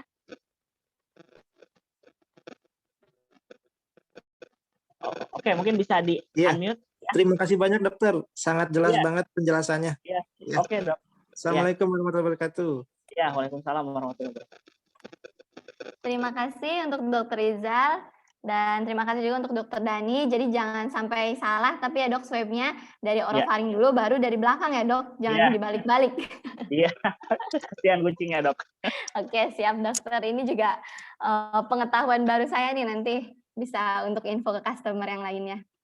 Untuk penanya selanjutnya, sudah saya pilih ada Dokter Hewan Wijaya dari Bangka Barat. Wah, dari jauh banget nih, dari Bangka. Jauh-jauh ke Bogor dari Bangka. Silakan Dokter Hewan Wijaya. Oke. Assalamualaikum warahmatullahi wabarakatuh. Selamat malam Dok Rizal. Selamat malam Dokter Wijaya. Ya Dok, kalau saya sebenarnya di Puskeswan Dok, di Puskeswannya di Bangka Barat Dok. Ya. Nah, yang saya ingin tanyakan Dok terkait panleukopenia tadi Dok. Yang pertama itu kan sebenarnya kan banyak jenis desinfektan yang kita tahu. Yang paling ampuh itu kan biasanya kan TH4. Sedangkan untuk beberapa daerah dengan ekonomi yang maksudnya di menengah ke bawah, itu kan agak sulit untuk dicari Dok. Betul. Nah, sepengalaman dokter, biasanya desinfektan apa yang biasanya menurut dokter tuh bisa sebagai kandidat, maksudnya kandidat terbaik lah maksudnya untuk desinfektan yang ramah lingkungan, terus juga dia juga mudah dicari. Terus itu yang pertama Dok. Yang kedua, sebenarnya kalau untuk kasus FPV ini kan sepengalaman saya, sebelumnya kan saya ada praktek juga Dok, waktu sebelum di Bangka Barat. Praktek, terus juga di rumah sakit juga kan Dok. Nah, beberapa kasus itu Dok, kan kalau untuk panleukopenia ini, pada kondisi kitten yang di bawah umur 4 bulan, itu biasanya kematiannya itu sangat cepat gitu Dok. Dan rata-rata kesembuhannya itu sedikit banget Dok. Nah, kalau untuk pada kasus ini, pada pengalaman dokter biasanya untuk kasus yang di bawah 4 bulan, step-step penanganannya seperti apa Dok? Kalau mungkin boleh di-share ke kita ini Dok. Terima kasih Dok. Iya. Oke, terima kasih Dokter Wijaya Kusuma ya, pertanyaannya juga bagus sekali. Ya, untuk memang TH4 ini susah didapat, susah banget ya. Kadang juga saya klinik hewan juga dapatnya susah, apalagi mungkin untuk pet owner agak susah juga ya, dan untuk di klinik-klinik atau untuk di daerah-daerah yang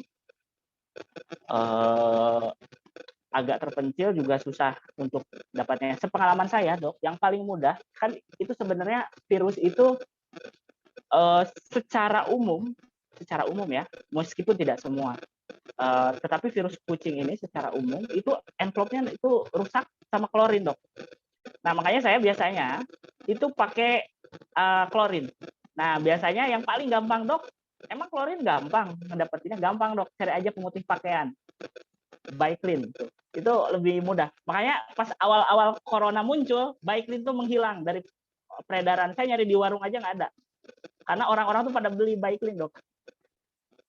Untuk disinfeksi. Nah, biasanya perbandingannya itu 1:1000. Nah, jadi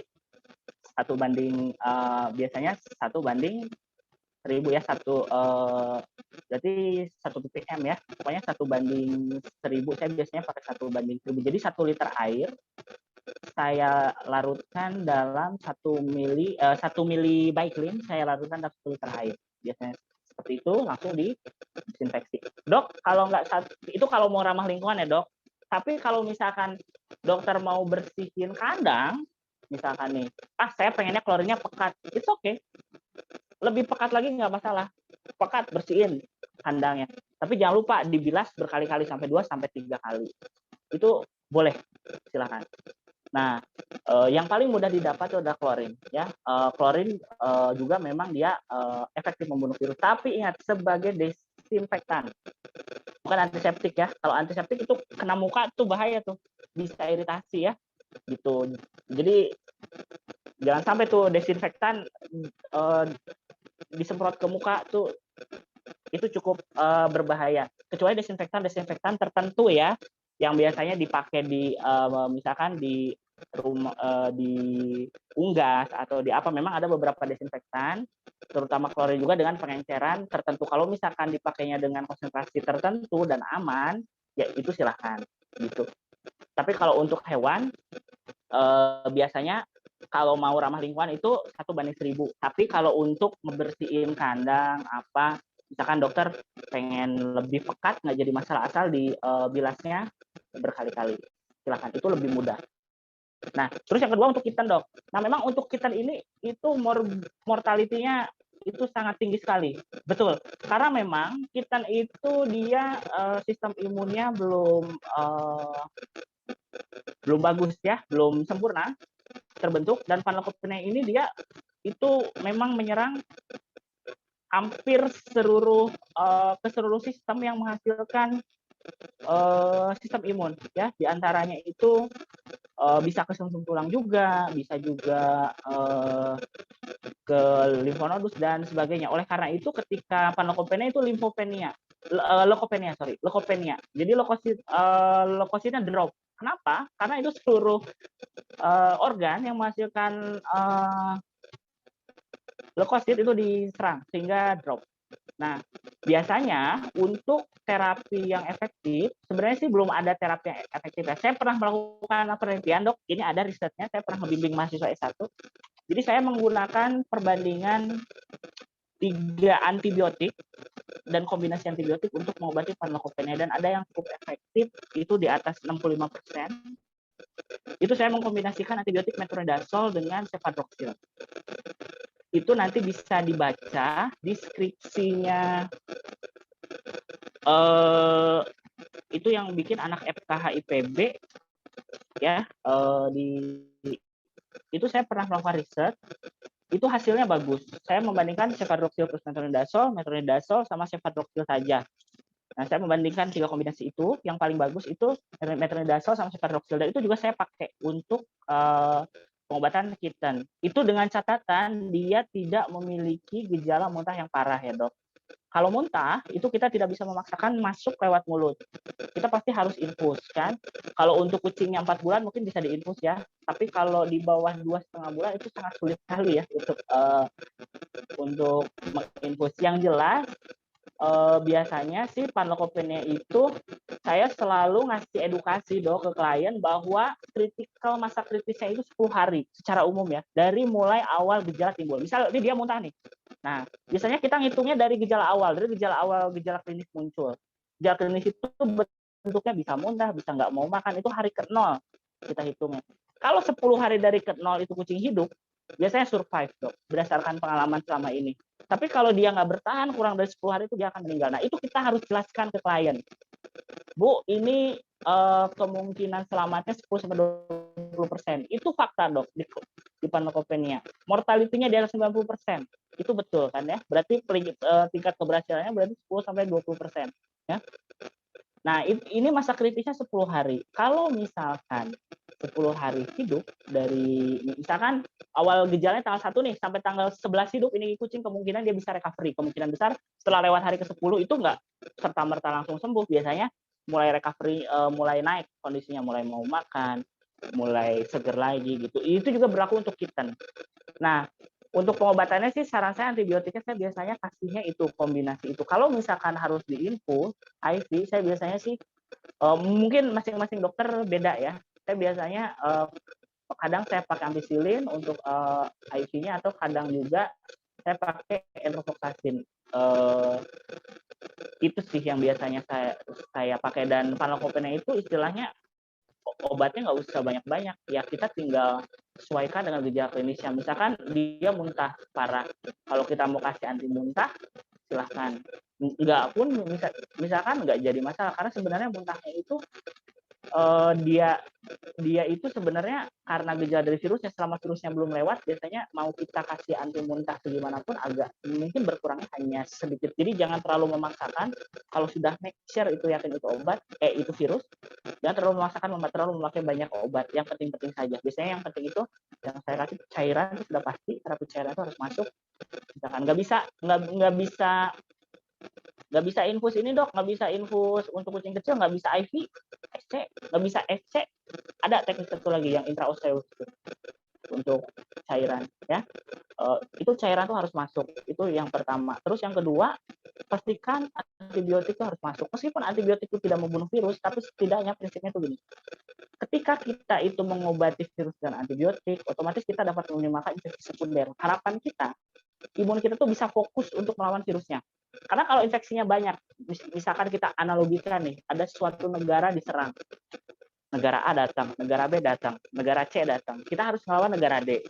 Pertahanan kita tuh masih kebagi-bagi, lawan sini, lawan sana, jadi sudah buat fokus gitu. Nah, kenapa virus dikasih antibiotik? Supaya infeksi sekundernya harapannya itu minimal, dan imun kita bisa fokus untuk melawan virusnya. Terus yang kedua juga jangan lupa memberikan cairan antibiotik sama imunobooster. Saya sih biasanya gitu. Untuk pemberian interferon sebenarnya untuk antivirus kalau gejalanya sudah muncul itu tidak begitu efektif ya untuk virus Pharmacopoeia.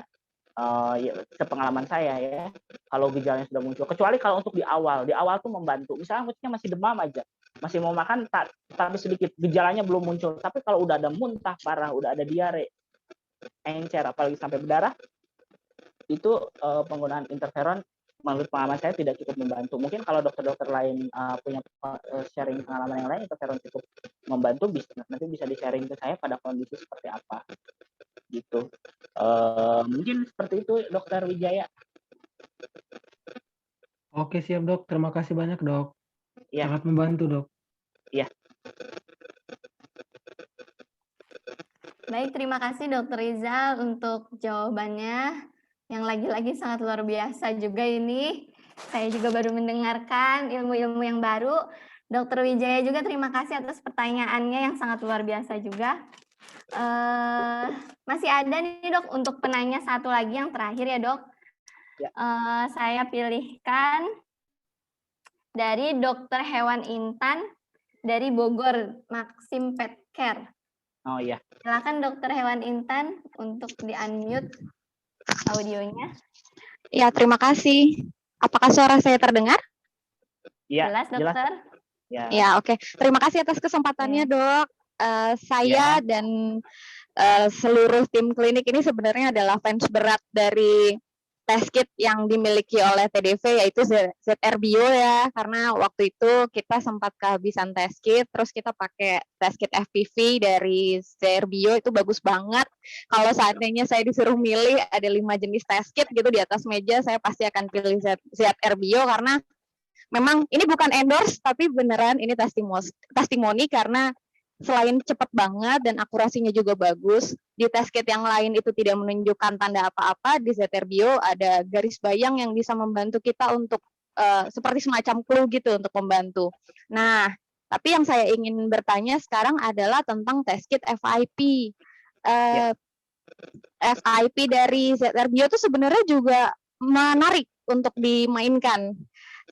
Beberapa kali saya dapat pasien kucing-kucing yang hidropasites. Ya. Dilakukan tes Rivalta hasilnya positif, tapi ketika dilakukan tes FIP antibody tidak menunjukkan ada tandanya. Nah, yang menjadi pertanyaan adalah bagaimana cara terbaik agar saya bisa melakukan tes FIP dengan efektif. Apakah tes FIP dari ZT Bio itu saya harus lakukannya di FIP kering kah, atau FIP basah juga bisa, atau di early infection atau di late infection, yang seperti apa yang barangkali bisa membantu kita untuk ini loh beneran FIP dengan gejala hidropasites kayak gitu. Terima kasih. Ya, sama-sama. Dokter Intan, pertanyaannya bagus sekali ya. Nah, memang untuk FIP ya, khusus untuk FIP ini agak unik memang. Karena memang diagnosanya itu cukup sulit ya. Biasanya kita lebih dari satu tes ya untuk mendiagnosanya. Nah, sekarang saya akan jabarkan dulu why, kenapa untuk FIP itu antibody. Coba saya tanya dulu ke Dokter Puspita, ada nggak tes kit antigen untuk FIP, Dok? Di TDV atau Ada. di FIP ada. Untuk antigennya? Dok Puspita. Halo, Dok. Ya, kalau yang di TDV itu antibody kan ya, bukan antigen Antibody, ya? Dokter. FIP. Iya, memang rata-rata itu untuk FIP ini itu adalah antibody. Antigen itu jarang. Kenapa? Karena ketika seperti yang saya bilang tadi, kalau varian coronavirus itu dia memperbanyak dirinya di sel epitel usus sehingga dia bisa dideteksi dari feses. Sedangkan FIP apabila sudah bermutasi, dia itu banyaknya di sel darah. Dia itu memperbanyak di monosit dan makrofag biasanya di sana. Nah, makanya biasanya deteksinya itu adalah antibody. Nah, untuk cek antibody ini, saya sebenarnya sudah menjelaskan di seminar-seminar sebelumnya. Itu memang kelemahannya banyak ya. Kalau saya boleh tahu nih, saya belum pernah pakai nih untuk yang FIP. Itu yang dideteksi, Mas, untuk di TDV itu IgM atau IgG ya? Untuk FIP-nya. Dua-duanya kalau nggak salah, Dok. Dua-duanya ya? Jawab ya, Dok ya. Oke. IgM sama IgG ya? Iya. Oke. Nah, untuk FIP ini ya kebanyakan kalau itu FIP-nya sudah memperbanyak diri di dalam darah, dia biasanya langsung menuju ke berbagai organ, Dok. Contoh FIP tipe basah, dia biasanya langsung ke hati, dia merusak sel hati sehingga albumin itu akan turun, hipoalbuminemia ya, sehingga biasanya ketika hati itu rusak, albumin itu akan turun sehingga fungsi albumin itu kan untuk mengikat air ya. Kalau albuminnya turun, air itu tidak terikat akan rembes ke rongga-rongga tubuh. Satunya adalah aksites. Nah, untuk FIP tipe kering dia biasanya langsung ke organ-organ, bisa ke usus, bisa ke ginjal dan sebagainya. Ya. Nah, oleh karena itu, karena dia menuju ke berbagai organ, terkadang untuk FIP itu secara tes itu negatif. Nah, untuk FIP memang kita harus melakukan uji konfirmasi lagi. Betul, salah satu yang Dok Intan pakai itu Rivalta. Saya juga pernah mendapatkan kasus menyerupai FIP, mungkin sudah ada 5-6 kali ya. Secara tes itu negatif, Rivaltanya positif. Sudah dicoba abdominosintesis, disedot, itu kembali berulang, kan biasanya kalau FIP basah gitu ya, disedot, berulang lagi, sampai akhirnya tidak tertolong. Biasanya seperti itu. Kalau yang basah relatif lebih lambat daripada yang kering. Nah, biasanya untuk FIP ini memang selain tes kit, saya lebih menyarankan tes kit Rivalta dengan cek Rivalta atau dengan kimia darah, Dok. Kalau dengan kimia darah itu salah satunya biasanya sih sebenarnya parameternya banyak. Kalau Dok Intan baca itu ada banyak parameter yang menunjukkan FIP, tapi yang paling menonjol biasanya rasio albumin dengan globulinnya kurang dari 0,45 biasanya. Ya, yang menciri khaskannya itu. Jadi memang untuk FIP ini agak unik sebenarnya karena dia di tes kit itu kebanyakan itu tidak terdeteksi ya. Karena dia si virusnya tuh langsung menuju berbagai organ. Nah, dan untuk antibody ini, untuk antibody FIP ini terkadang kan tes kitnya antibody tuh. Terkadang itu juga tidak tertangkap. Saya juga agak kurang tahu kenapa itu bisa sering di tes kit FIP ini. Seringkali hasilnya negatif. Berarti kan itu IgM atau IgG-nya tidak terdeteksi ya di tes kit ini. Oleh karena itu memang untuk FIP ini unik, memang diperlukan uji konfirmasi. dengan Rivalta, misalkan cairannya diambil, dicek, kalau misalkan mengendap ya positif. Tapi saya biasanya sih kalau ada kecenderungan FIP dan sudah saya cek tes kitnya negatif, tapi saya yakin make sure itu FIP, saya biasanya langsung kimia darah saja dok, dan bisa dilihat salah satu parameternya itu. Jadi begitu Dok Intan ya. Oke, baik dok, terima kasih. Oke.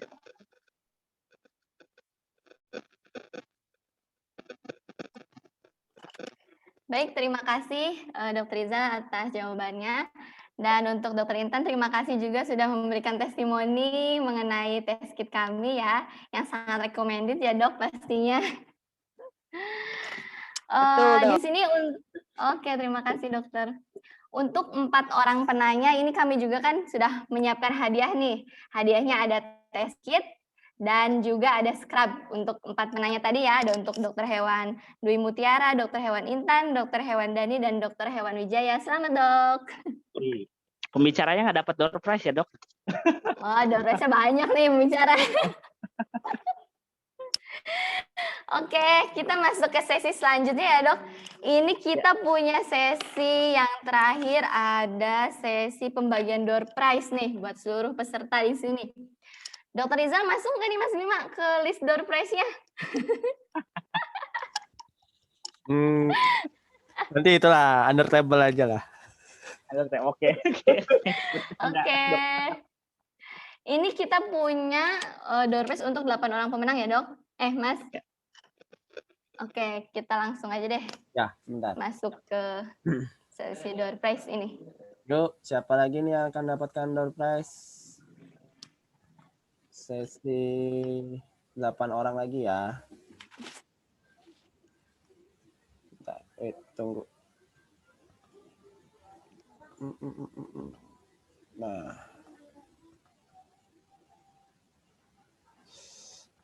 Share screen. Oke. Siapa nih kira-kira yang bakal dapat ya? Untuk pemenang ketiga.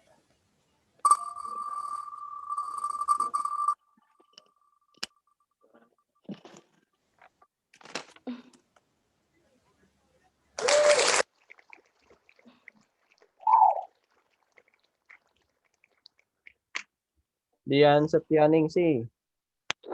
Oke, Dokter Dian Setianingsih, selamat. Lanjut lagi. Selanjutnya Mas Bima.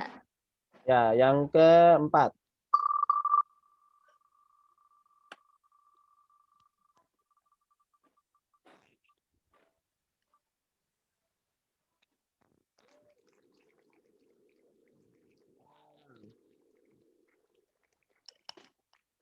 Oke, yang keempat ada Dokter Hewan Elena.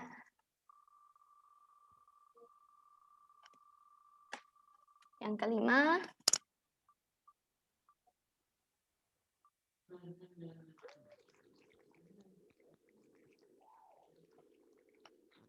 Ada Dokter Hewan Trini Purnamasari.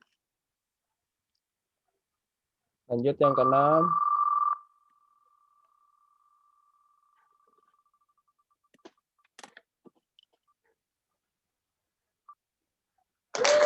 Siapa ini? Saya double ya? Ya. Dokter Dwi Mutiara itu tadi sudah menanyakan ya? Iya. Sudah menanyakan. Berarti kita remove ya, ganti. Sudah ganti. Sudah dapat. Tadi.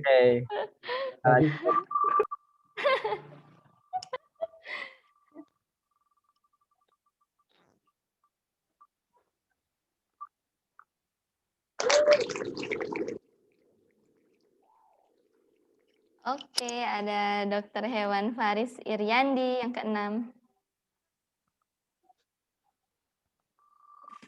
Yang selanjutnya Mas Bima.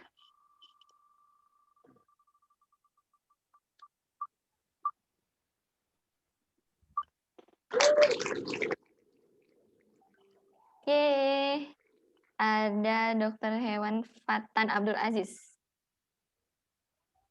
Selanjutnya. Yang terakhir ya Mas. 1, 2, 3, 4, 5. Kan baru 7. Oh ya.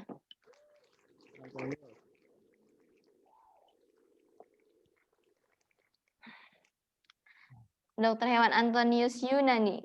2 lagi ya.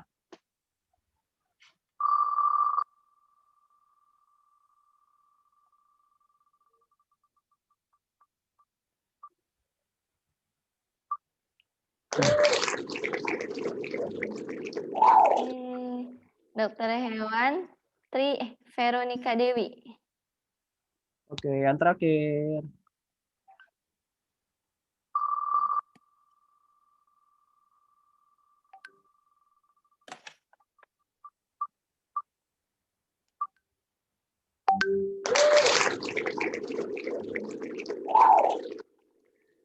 Hasnah T. Oke. Sekian dari Oke, selamat untuk para pemenang door prize. Door prize kita ada apa aja Mas isinya? Ada produk-produk TDV ya, ada produk anti parasit, mungkin ada head krill juga ya Mas, ada benang jahit, nanti diatur oleh dan lain-lain. Selamat untuk para pemenang hari ini. Selamat. Dan selanjutnya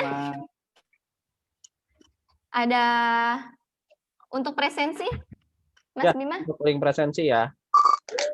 Link presensi.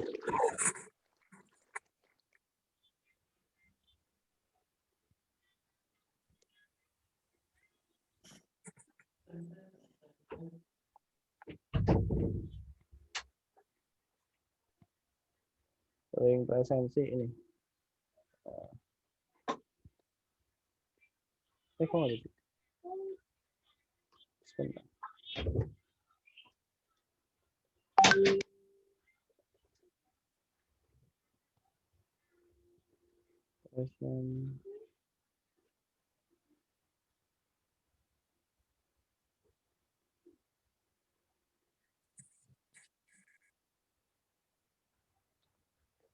Aduh.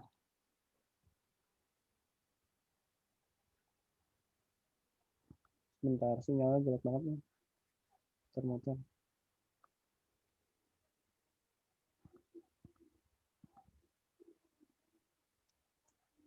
Ya, link presensi sudah dibagikan di kolom chat.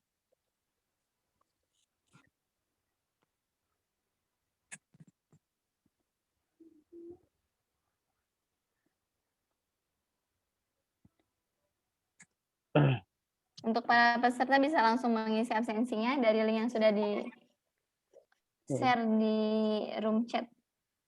Ya, link presensi ini nanti juga bisa digunakan untuk sertifikat, terus untuk klaim SKPB di KTA online-nya ya. Gitu.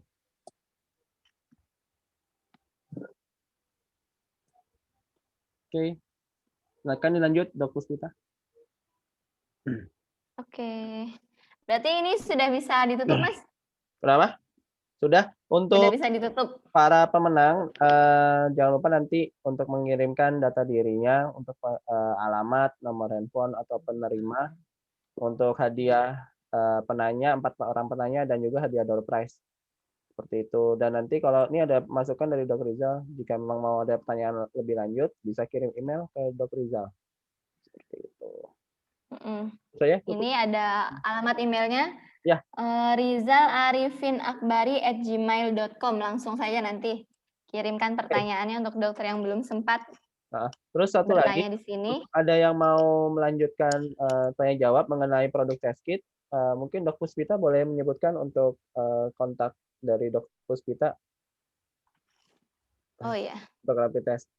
Bentar ya. Maaf, nomornya nggak hafal. Oke, nanti kalau misalnya ada produk-produk dari TDV yang ingin ditanyakan bisa langsung kontak saya, Dokter Hewan Puspita. Nomornya saya langsung kirim di room chat aja ya.